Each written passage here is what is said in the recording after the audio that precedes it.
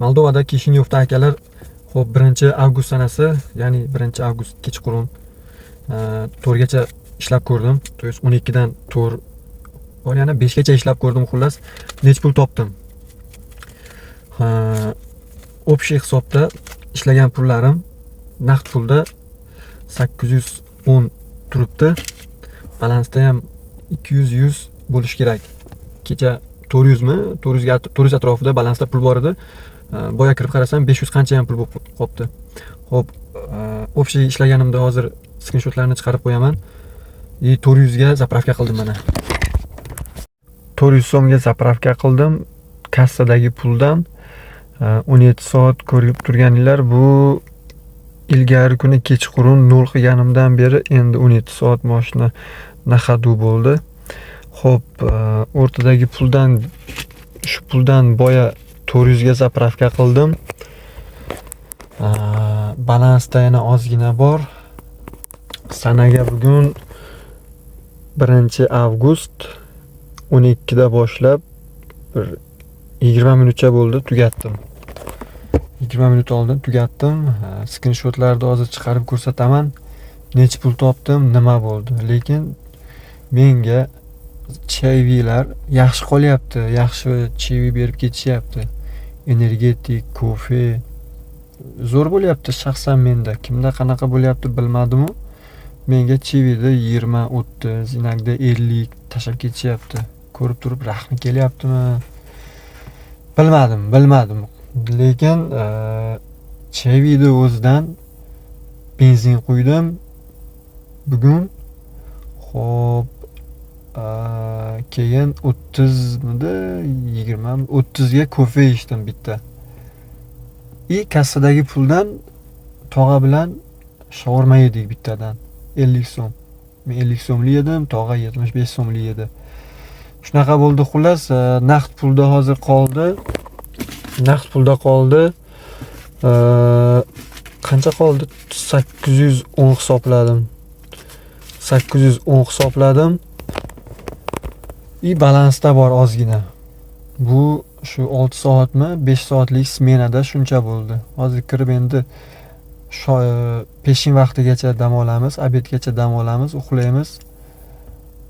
Keyin probka sal tarqalgan bo'ladi, yana chiqib to shom paytigacha 5, 6, 6:30largacha ishlaymiz. Yana probka boshlangan paytida kiramiz. Yana damda olib turib, xo'p, shu 11, 12larda yana chiqamiz ishga. Yana shu holat takrorlanadi. Meni grafikim shunaqada, haligi men taksida ishlaydigan bo'lsam, 1 kun ishlaymanmi, 2 kun ishlaymanmi? Meni grafikim qaranglar. Yarim kechasi 11 yoki 12 da ishni boshlab, to shunaqa bomdod vaqtigacha ishlab turib, probka boshlanadigan paytida kirib damda olinadi. Obedgacha yana dam, obeddan keyin chiqib yana ishlayman. 12, 11larda chiqib yana ishlayman. Shunaqa grafikda ishlayman men. Probkada yurishga toqatim yo'qda. Xo'p, kimda qanday bo'lyapti bilmadim-u, lekin Gruziyadan ozgina yaxshiga tuyuldi menda. Arenda 700 lei, Ford Fusion arendasi 700 lei, bitta smenada 200-250 lei atrofida gaz bilan charchatib yuboradi xullaslardi. 12 soat, 13 soatga shaxsan menda yetadi, lekin 200-250 leiga gaz quysam yetadi menga o'sha 12 soat, 13 soatda tugaydi. Xo'p, itogosi qisqa qilib aytganda nech pul topdim? Mana shu yerda hammasini hisob-kitob qilib hozir chiqarib ko'rsatib beraman. Dollarda qancha bo'ladi, so'mda qancha bo'ladi, nech pul bu, qanday topdim? Shularni hammasini hozir shuni chiqarib qo'yaman. O'tkazmasdan ko'rsanglar, tushunib olasizlar. Pulga mendan konsultatsiya sotib olmasdan shu videolarni ko'rsanglar, xo'p, hamma informatsiyalarni aytib boryapman-da. Demoqchi bo'lganim, ni za что konsultatsiyaga pul to'lamasdan videoni oxirigacha o'tkazmasdan ko'rsanglar, o'zingizlar uchun foydali bo'ladi, cho'ntagingizlarga foydali bo'ladi. Bosamiz. Tak, akalar, qisqasi nima demoqchiman men? Men ishlayotganlarimni ko'rib turib, likkillab, Temur shunchadan topyapti, yo Temur bunday qilyapti, men ham qila olmaymanmi?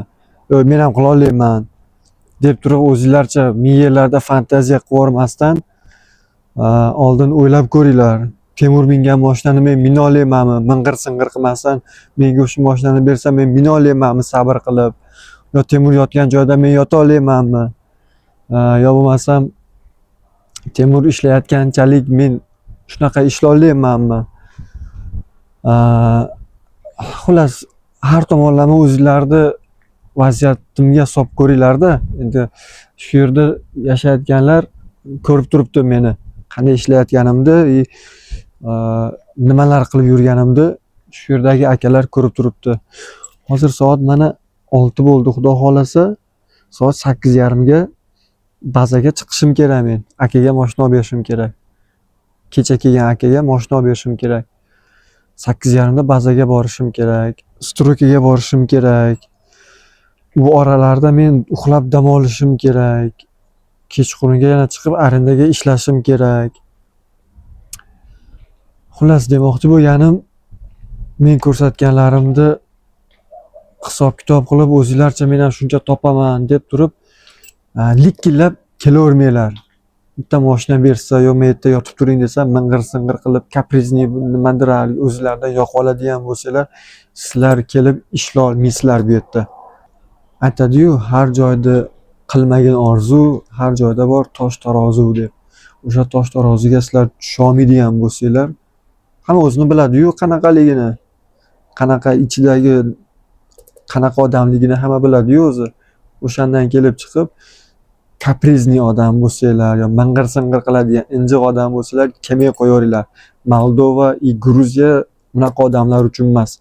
Tishini tishiga qo'yib, kopeykani kopeykaga qo'yib, yana nima deydi, ekonom qilib turib, faqat shu maqsadi pul topishmi, faqat ishlashmi, gazavat qilmasdan, ishtirofga tushmasdan, narusheniya qilmasdan, xullas pul to'plashmi maqsadi, ana shunaqa odam kelsa, nimadirli bo'lib olib ketadi oxirida. O'zbekistonda ham shu 500 ming topsa bo'ladi kuniga taksida, lekin mashina o'ziniki bo'lishi kerak. Toshkentda ham shuni ham Toshkentda topsa bo'ladi.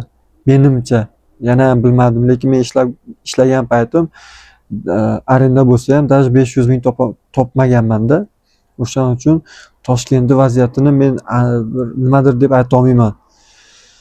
Xo'p, shu yerda ham o'sha 500 ming, 600 ming topsanglar bo'ladi kuniga. Yaxshi ishlab, qattiq ishlab, tiyinni tiyinga qo'yib qo'ysanglar, undan ham ko'p topasizlar. Lekin o'rtachasi 400 ming, 500 ming, 600 ming kuniga kassa qilib topsa bo'ladi. Men uchun, shaxsan men o'zim uchun bo'ladi deyapman buni. Sizlar uchun emas. Sizlar kelsanglar shunchadan topasizlar deb aytmayapman. Men o'zim kuniga ishlasam, har kuni chiqib ishlasam 500-600 so'mda kassa qilsam bo'ladi ekan. Buni ham hali chiqaraman, bir oylik eksperiment video qilib chiqarib ko'rsatib beraman, xudo xolasa. Ozgina ishlarimni bir yengillatib olay. Kelganimga hali 10 kun bo'ldi-da, endi 10 kun bo'ldi rosa kelganimga. Bir oydan keyin, 15 kundan keyin, 20 kundan keyin xudo xolasa bir oylik eksperimentni Moldova, Kishinyovda taksida ishlab, nechta pul topsa bo'ladi degan eksperimentni qilib oxirigacha ko'rsatib beraman. Sog' bo'linglar, salomat bo'ling.